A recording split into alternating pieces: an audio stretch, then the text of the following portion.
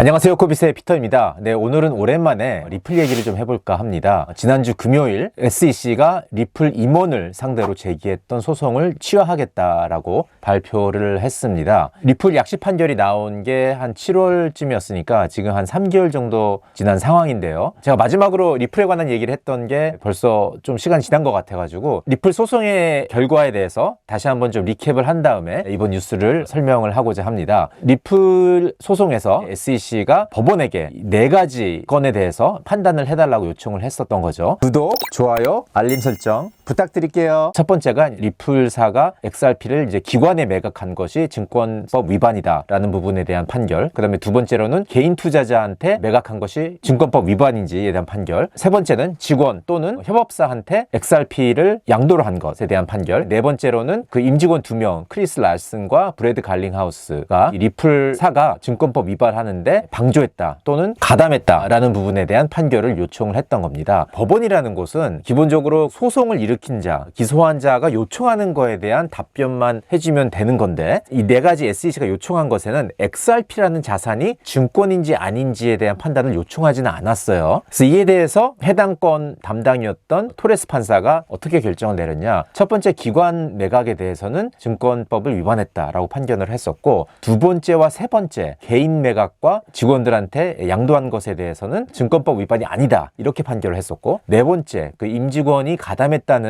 그 부분에 대해서는 판결을 내리지 않고 공판에서 결정하도록 이렇게 지난 7월에 결정을 내렸던 거죠. 그리고 또 재밌었던 거는 이 4가지 질문에 포함되지 않았던 XRP 자체가 증권이냐 아니냐, 이 질문에 대해서는 전혀 법원에서 뭔가 의견을 낼 의무가 없었음에도 불구하고 판결문상에서 XRP 자체는 증권이 아니다라는 언급을 했었던 겁니다. 그래서 이 부분 때문에 가상자산 업계나 또는 이제 XRP 커뮤니티에서는 XRP 소송이 굉장히 유리하게 나온 걸로 이렇게 해석을 했었던 거죠. 이제 이에 대해서 SEC가 이제 항소를 하기로 결정을 했었죠. 항소에 대해서도 우리가 짚고 넘어갈 필요가 있어요. 항소라는 거는 소송이 끝난 다음에 누구나 할 수 있는 권리가 있는 겁니다. 그런데 SEC가 최근에 이제 항소를 했던 거는 소송이 끝난 다음에 하는 항소가 아니고 소송이 끝나지 않았는데도 약식 판결에 관해서 항소를 하는 중간 항소라는 한 겁니다. 약식 판결은 소송이 끝났다는 걸 뜻하지 않아요. 최종 판결이 이제 끝나는 거고, 약식 판결은 일부에 대해서만 법원이 판결을 내린 거기 때문에 소송이 아직 끝나지 않은 상황인 거고, 그런 상황에서 중간 항소를 하려면은 해당 법원의 승인이 필요한 거죠. 이에 대한 신청을 SEC가 했었던 거고, 이 단계도 2단계로 나뉘어집니다. 담당 판사인 토레스 판사가 승인을 내줘야 되는 건데, 승인이 이제 1단계, 2단계 이렇게 나눠진다고 볼 수 있어요. 좀 깊게 들어가면은 이렇게 전문적인 얘기가 되지만은 간단하게 얘기하면 1단계, 2단계가 있었던 거고, 1단계에서는 승인을 해줬고 2단계에서는 불과 몇 주 전인 것도 제가 기억을 하는데 10월 초쯤이었던가요? 2단계에서 이제 거절을 한 거였죠. 그래서 SEC가 유일하게 이제 항소를 할 수 있는 기회는 이 소송이 완전히 끝나는 최종 판결 이후로 이렇게 된 상황이었던 겁니다. 그런데 이 최종 판결이 나오려면은 공판이 이제 끝나야 되기 때문에 이 두 임직원에 대한 공판이 끝난 다음에 이제 최종 판결이 나오는 거였는데, 공판이 내년 4월쯤인가 그렇게 예정이 되었었던 거죠. 그런데 SEC가 이 공판을 하지 않겠다, 이 2명에 대한 그 소송을 그냥 취하하겠다 이렇게 얘기를 한 겁니다. 그래서 내년 4월에 예정이 되었던 공판은 진행이 되지 않는 걸로 지금 상황이 정리됐다고 이렇게 얘기를 할 수가 있겠습니다. 그러면 이제 사람들이 이 뉴스가 지난주 금요일날 나왔는데 일부에서는 좋아할 만한 뉴스는 아니다. 왜냐하면은 공판이 없다는 얘기는 SEC가 항소할 수 있는 그 타이밍이 좀 앞당겨질 수 있다는 얘기이기 때문에 꼭 좋아할 만한 뉴스는 아니다 이렇게 얘기하는 분들도 있습니다. 물론 항소할 수 있는 타이밍이 앞당겨진다는 면에서는 분명히 틀린 말은 아닌데, 그렇다고 해서 바로 항소를 할 수 있는 기회가 SEC에게 주어진 건 아니고요. 왜냐하면은 아직까지도 현 소송권에서 매듭지어야 할 부분이 남아 있습니다. 그것이 뭐냐면은 리플이 기관 매각을 한 것은 증권성 위반이라고 판단을 했기 때문에 이에 대한 시정사항에 대해서 법원이 판결을 내려야 되는 거죠. 보통 레메디라는 이제 전문 용어를 써서 얘기를 하는데, 이 레메디라는 부분에 대해서 법원이 최종적으로 이제 판결을 해야지 비로소 최종 판결이 나왔다 이렇게 얘기를 할 수가 있는 거고요. 그래야만 이제 1심이 끝났다 이렇게 얘기할 수가 있는 겁니다. 그래서 이 과정은 아직 남아 있는 거기 때문에 이 과정이 끝나기 전까지는 SEC는 이제 항소를 아직 할 수 있는 기회가 주어지지 않는 거죠. 그러면 이 레메디에 대한 판결이 앞으로 얼마나 걸릴 거냐라는 점이 이제 궁금할 수가 있는데, 이 부분에 대해서는 이제 존 디튼 변호사님 트윗을 제가 인용을 해서 좀 말씀을 드리겠습니다. 이분 트위터에 의하면은 경우에는 우리가 얼마 걸릴지 정확히 알 수는 없지만은 이와 비슷한 케이스를 우리가 참조해 볼 수 있다고 얘기를 하면서 SEC와 LBRI 소송건에 대해서 얘기를 하고 있습니다. LBRI 소송건은 제가 이전 영상에서 다룬 적이 있으니 한번 참조해 주시면 좋을 것 같고요. 기본적으로 LBRI도 가상자산을 발행을 해서 자금 조달을 했던 회사인데 이에 대해서 법원에서는 그러한 자금 조달 행위가 불법 행위다 이렇게 판결을 내린 바가 있죠. 그 판결이 나온 게 2022년 11월이었습니다. 그리고 당시에 SEC는 이에 대한 그 벌금을 2,300만 불을 요구를 했었습니다. 근데 이에 대한 최종적인 법원의 판결은 2,300만 불이 아니라 13만 불로 벌금을 낼 걸로 이렇게 판결을 내렸습니다. 그런 판결을 내리기까지 한 8개월 정도 소요가 되었어요. 그래서 지난 7월에 이 판결이 나온 건데 왜 그렇게 소요가 되느냐? 또 이에 대한 SEC가 주장하는 벌금 액수가 공정한지 아닌지에 대해서 법원이 판단을 해야 되는 거고 각종 뭐 증거가 제출된다든지 증인이 뭐 채택된다든지 뭐 이런 과정이 있기 때문에 시간이 그렇게 많이 걸린 겁니다. 이거를 참고해서 한번 리플의 경우를 생각을 해보면 이제 리플의 경우에는 지금 리플사가 증권법을 위반을 해서 기관 투자자로부터 자금 조달을 한 게 액수가 한 7억 7천만 불 정도 되는데 SEC는 물론 이 7억 7천만 불이 다 불법적으로 자금을 조달한 거기 때문에 다 뱉어내라고 주장을 할 수가 있는 거죠. 그렇지만 이제 리플 입장에서도 이 액수를 줄여야 된다고 주장할 수 있는 몇 가지 근거들이 있습니다. 예를 들어서 ODL에 사용된 매각 같은 거는 이제 제외될 수 있다고 얘기할 수 있는 거죠. ODL은 뭐냐면은 리플사가 제공하는 어떤 송금 솔루션 중에 하나인데 그 과정에서 이제 XRP가 브리치 커런시로 사용될 수가 있는 거고 브리치 커런시로 사용되면서 매각된 XRP는 다시 리플사가 다시 매수를 또 해야 되는 상황이기 때문에 이런 액수는 7억 7천만 불에서 제외할 수 있다라든지 또 이 외에도 뭐 존 디튼 변호사에 의하면은 보험사라든지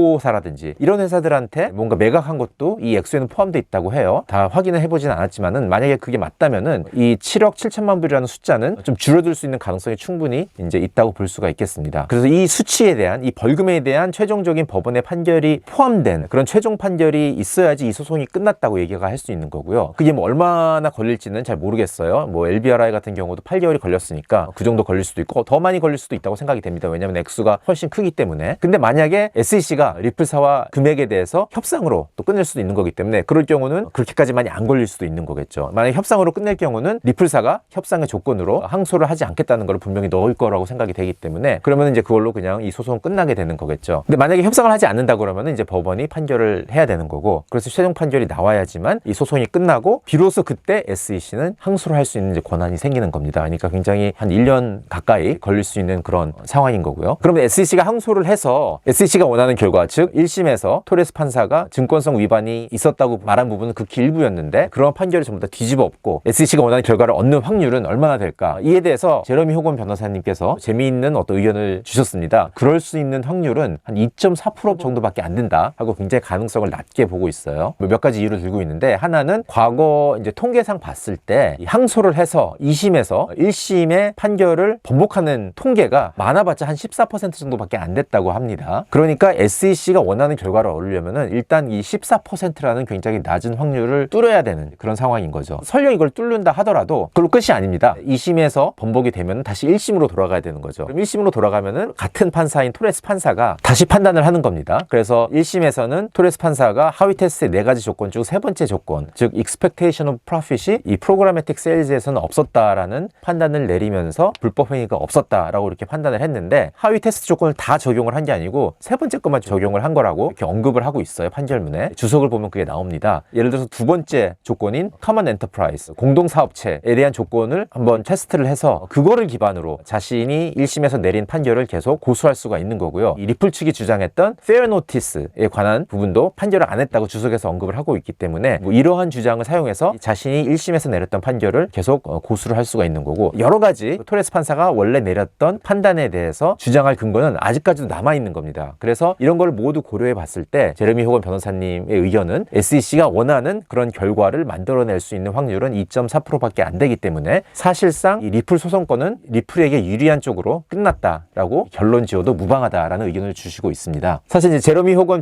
변호사가 증권법 전문 변호사는 아니고 변호사들마다 다 의견이 각 다를 수 있기 때문에 그거 뭐 절대적인 건 아니지만은 그분의 설명을 보면은 어느 정도 뭐 납득이 될 수 있는 부분도 굉장히 큰 것 같습니다. 그래서 여러분들께 한번 참고하라는 차원에서 말씀을 드렸고요. 어쨌든 연초에 SEC가 다양한 사건에 대해서 소송을 일으키고 지금 현재 진행 중인 것도 많이 있죠. 코인베이스라든지 바이낸스라든지 이런 회사를 상대로 벌이고 있는 소송들도 있고 뭐 여러 가지 소송들이 있었지만은 금년 이제 후반에 들어와서 SEC가 일으킨 소송에 대해서 상당히 SEC 입장에서는 이제 불리한 쪽으로 상황이 전개되고 있어서 이러한 뉴스들은 가상자산 시장에는 꽤 긍정적인 그런 효과가 있지 않을까 이렇게 생각이 됩니다. 네, 오늘은 여기까지입니다.